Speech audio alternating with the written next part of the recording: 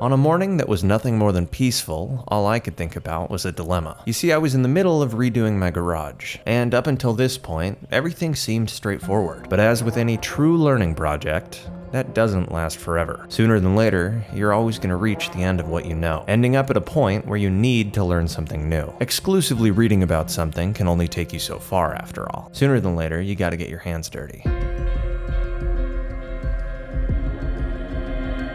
How do you know that everything you've read about is accurate? What if the information you're learning from isn't right to begin with? If that's the case, then how could you possibly do what you're trying to do correctly? But on the flip side, how would you gain the experience to learn how to do it correctly without doing it to begin with? And I guess at the end of the day, that's the only thing that's really been distracting me. How do you do something you don't know how to do?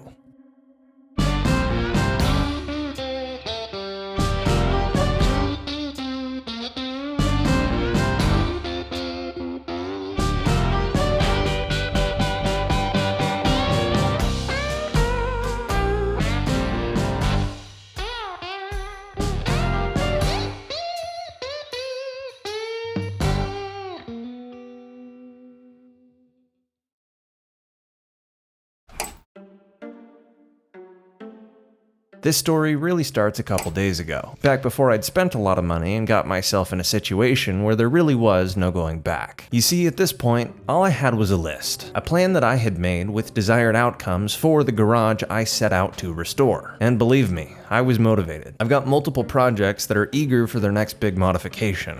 But we can't do that without a space to do it in. So this has to be done first. And on the surface, it should be pretty simple. Turn an old wood shop into a garage. Easy, right? I mean, there's only a couple steps. Toss in some insulation, throw in some lights, tack up some walls. It really should be straightforward. At least that's what I had told myself before I started any research on this. You see, while learning something from ground zero is fun, with the internet being the way it is, it's also absolutely and utterly frustrating. On the internet, everybody's an expert, and if you're an expert, you're always right? You always know the best way to do things, and you're always vocal about teaching others the correct way, your way. Therein lies the issue, especially for someone coming in from ground zero. Everywhere you look, you find experts who know what they're doing it right. But these very same experts seem to hold different opinions than other said experts that you also find. And can that even be true? I mean, unless you're fluent in doublethink, can both experts with conflicting opinions be correct at the same time? That wouldn't make any sense. Plus, you don't know if any of this information's paid product placement anyways. And if you can't trust any information, how do you really know where to start? This is going nowhere. And it's already almost my next day off. So I need to do something. Sitting here researching is really only making me frustrated. And at this point, I don't know if anybody really knows the right way to do things, or if that even exists. I do feel like I kinda know a little more though. Maybe I should just start with that and see where it takes me.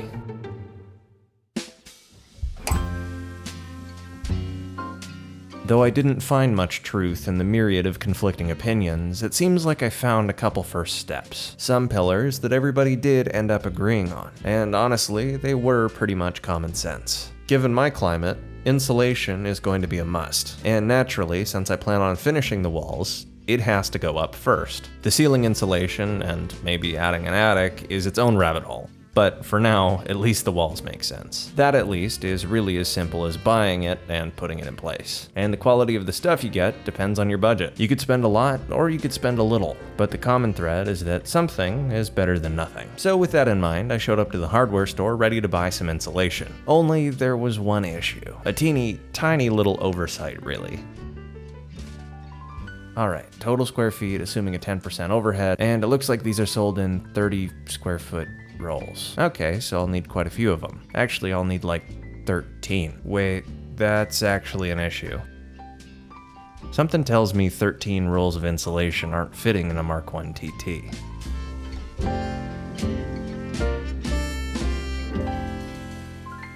I'll need a truck, won't I?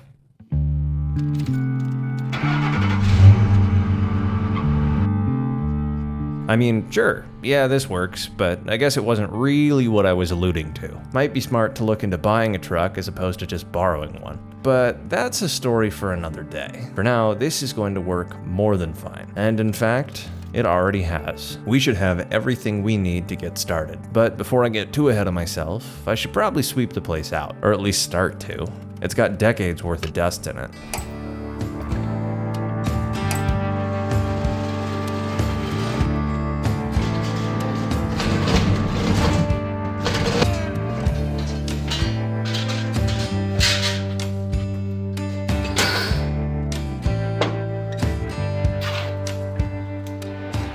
In sweeping the walls, I finally got a chance to really take an in-depth look at what this place is. Structurally, it's great. I couldn't find any water damage or rotted wood or anything concerning. Makes sense since the outside and the roof were recently replaced. The only real con with the place is the air quality is absolutely abysmal. Being used as a wood shop for a long time does that. There's just sawdust everywhere. And since there's no windows, it's hard to really get any airflow. But overall, it seems like a great foundation. I couldn't see any red flags as to why we wouldn't continue this project, which is exactly what I was looking for. Before I seal the walls up though, I need to address the electrical aspect. It's got its own sub box, which is awesome. Easy to add new stuff pretty much whenever, and it looks like they were in the process of doing that. There's a bunch of breakers that are turned off and wires leading towards pretty much nowhere. If I was gonna add more outlets, now is when I would have done it. But honestly, this place has more than enough. For now, the bonus wire is just going to be routed up into the ceiling so I can eventually run it over to the other shed and give it power. That's not today's project though. As far as putting insulation in this garage goes, I wanted to keep things pretty simple. And for reference, what I'm comparing this to is what I've been doing, working outside on cars. So really, anything we do to even make this room moderately temperature controlled is going to be a huge improvement. These are rolls of R15 fiberglass. They're faced, and I believe for our case, they will be absolutely perfect. You could spend a lot more, and you could spend a lot less. But like I was saying, doing something is often always better than doing nothing. And these are well within the budget, so we should be all set to put them in.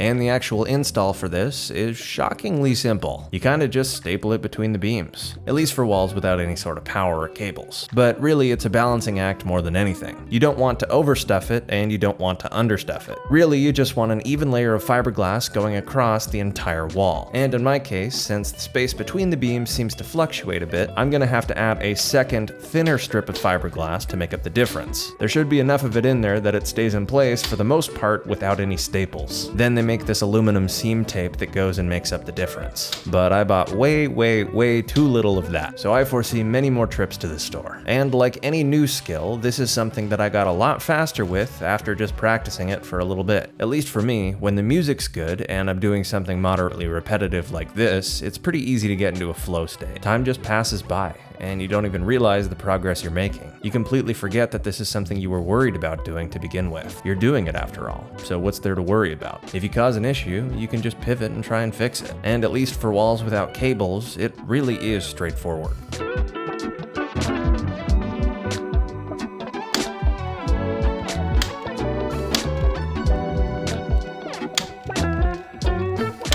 For walls with cables though, there's just a little bit more you've got to do. But even that's not that terrible. Really, you just need to cut a space for them rather than cramming stuff around them. The whole thing with the fiberglass that I gathered is you want it to be a uniform density. So even if you could take a truly rectangular strip and cram it in such a way that it just fits around the outlet, it would be better to block it off with chunks and use seam tape so that you're not overly compressing the part that's right next to the outlet. But then again, that was just the shared opinion of a number of people I read about online. And at the end of the day, who really knows if they're right to begin with? All I'm really thinking is that it can't possibly perform worse than having no insulation at all. So that'll be good enough for me. I also pretty quickly learned that it makes a lot more sense to cut the rectangular strip to fit in place as opposed to taking it off, cutting it, and then retesting it. It's really quite easy to make it a custom shape that way.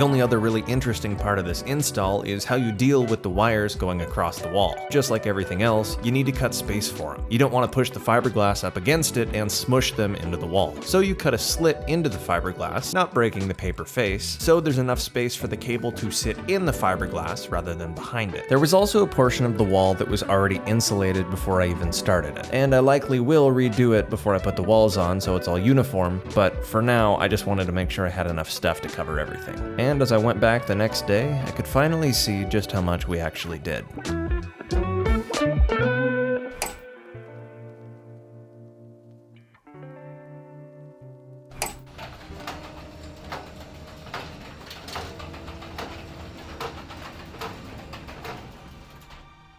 It already looks a lot more put together, and we haven't even really done too much. It's absolutely not perfect, and I'm sure it could have been done better, but we're making progress, and sometimes that's all that really counts. Today I got even more seam tape and decided to patch a lot of the exposed creases between two sheets. I'm not too sure how crazy we need to get with it, but my intention was to at least repair all the splits of the moisture barrier.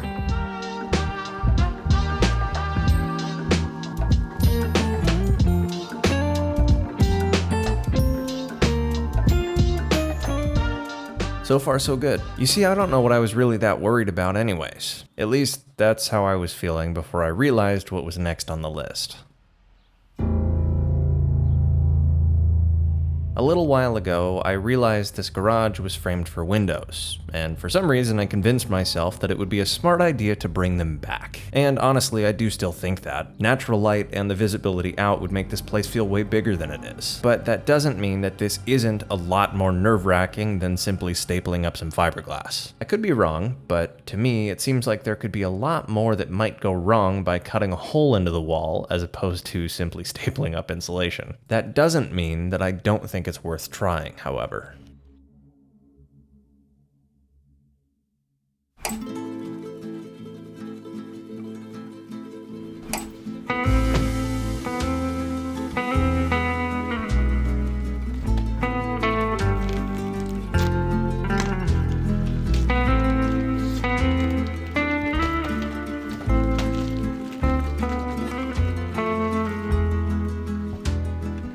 These are sliding vinyl windows, and the first thing that might make itself apparent is they aren't actually the right shape for the window, but custom windows are a lot more expensive than simply reframing the wall. So that is exactly what we're gonna have to do. And it's got the added benefit of putting even more time between me and the point when I have to cut a hole into the building, which is where all of the nerves are coming from to begin with. Either way, I've got a little bit of time to think about that. After all, I need to figure out where exactly I want these windows positioned. Since they're a little bit smaller, I've got a bit of flexibility.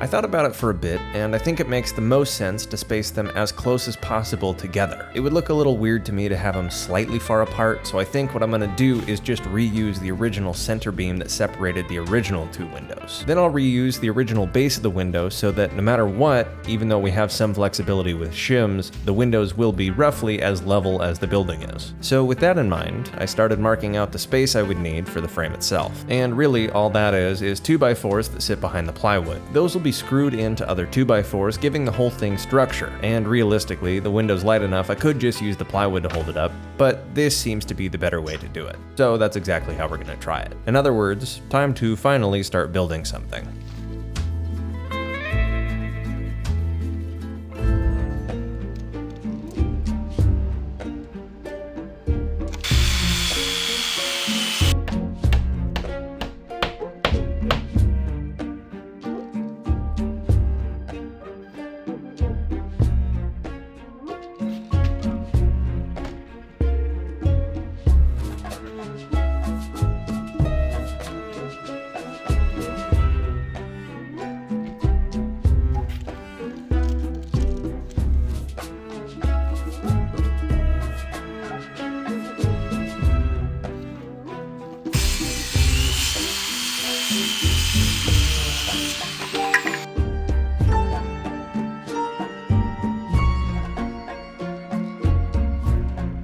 I built both frames such that there was a good amount of tolerance for the window to adjust within them. You don't want it to be perfectly snug with the window because you want to be able to adjust each one so that it's level. Once the shims are in and everything truly is level, you can finally screw the window in place.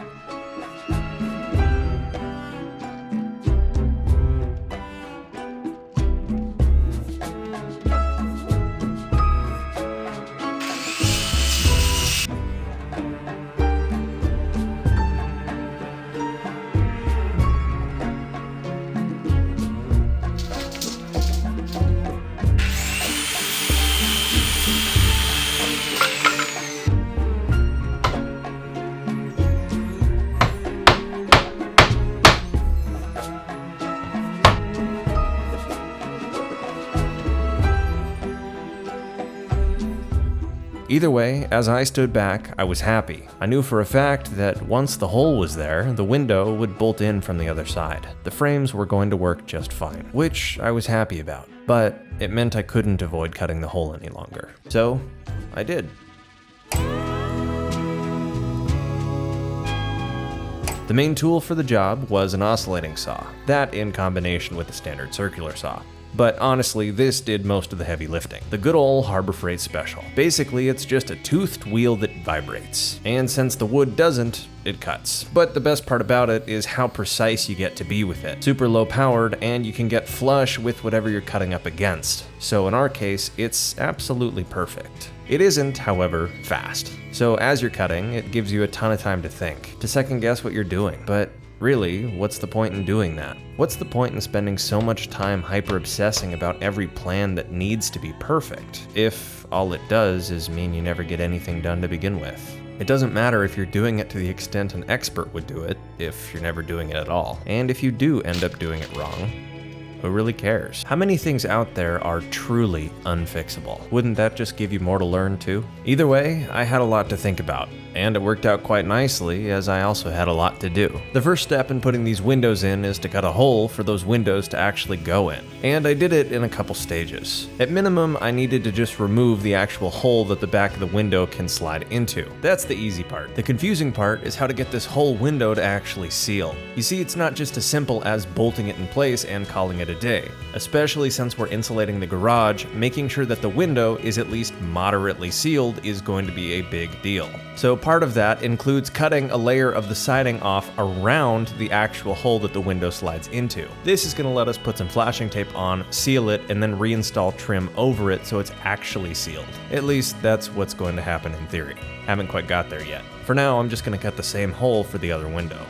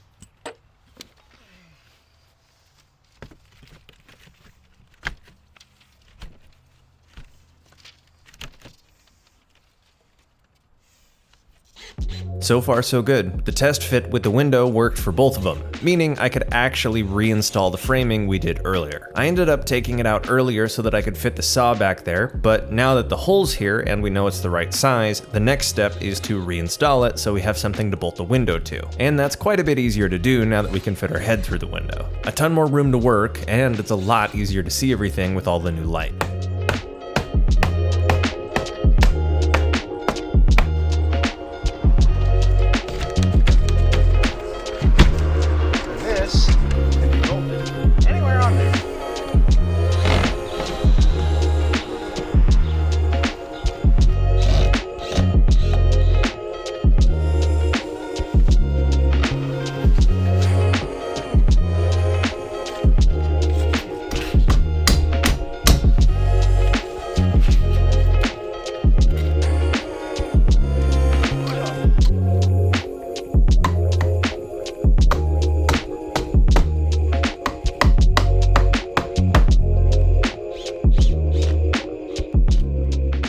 Right now, these windows have a rough hole that they slide into, and that's all well and good for fitting them, but it's not going to seal them. Moisture is going to roll down the windows and it's going to get into the wood, which is an issue. And that, in theory, is where this comes in. All this is flashing tape, and its only real job is to seal that portion of the rough opening, stopping the water from getting into the wood itself. It's just going to get on this now, which is waterproof, so it's not a big deal. And the first step in getting the window to somewhat seal is to line the entire opening with it.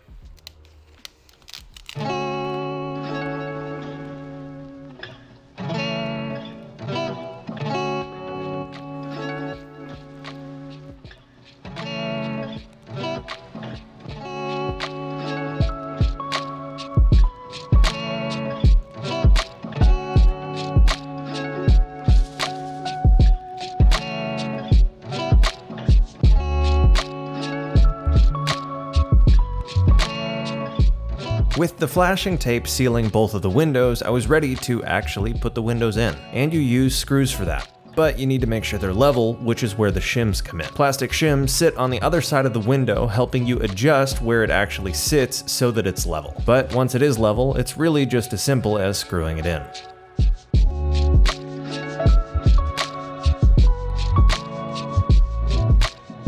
Sadly, that's not at all where the story ends. Right now, the windows are pretty much floating, which, as far as the inside goes, leaves a lot of gaps. And you could definitely seal over it, but then you just have air trapped there. So what I did instead was use spray foam initially. All this does is help fill a bunch of the holes and cracks.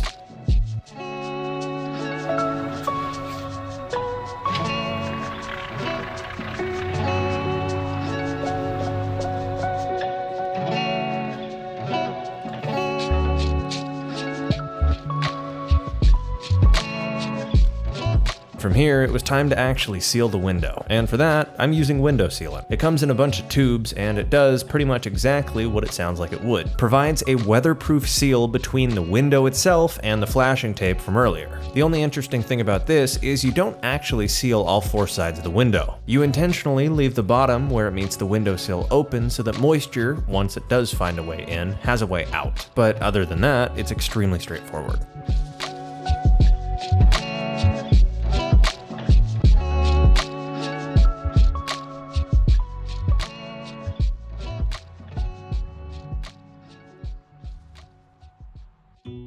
Learning something you've never done is honestly a slippery slope. Plus, given how the internet works, it's actually kind of hard to do. Teaching yourself something isn't at all like learning something from school. In school, your teacher or your professor is the source of information. No matter what, at the end of the day, in that class and the world of that class, what they say is right. I mean, that's what you're paying for, to learn from them. But teaching yourself something isn't really that similar at all. In fact, it's quite a bit more difficult. There is no real right or wrong, at least for most things. Everywhere you look, you're gonna find someone else's opinion, someone who's convinced themselves that they've done it right. And for pretty much everything you're learning, no matter what school of thought you go with, some people will always think that you're doing it wrong. And because of that, it's easy to feel apprehensive, overwhelmed, like you shouldn't start to begin with because you're not gonna be able to please everybody. And they might be right. You could actually do something wrong for lack of knowing, lost in a world you don't understand, not sure how to even take the first step.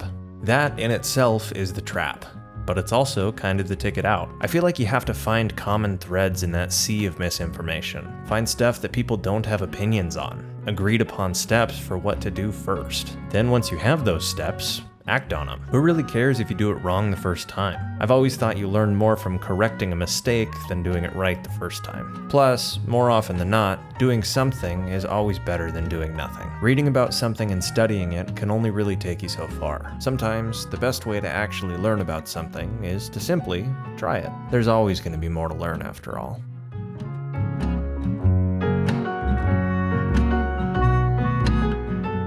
Thank you for watching. If you enjoyed the video, consider dropping a like and subscribing for more. That's the best way you can help support me and my content. Either way, I'll see you guys in the next episode. Thank you again. Have a wonderful day.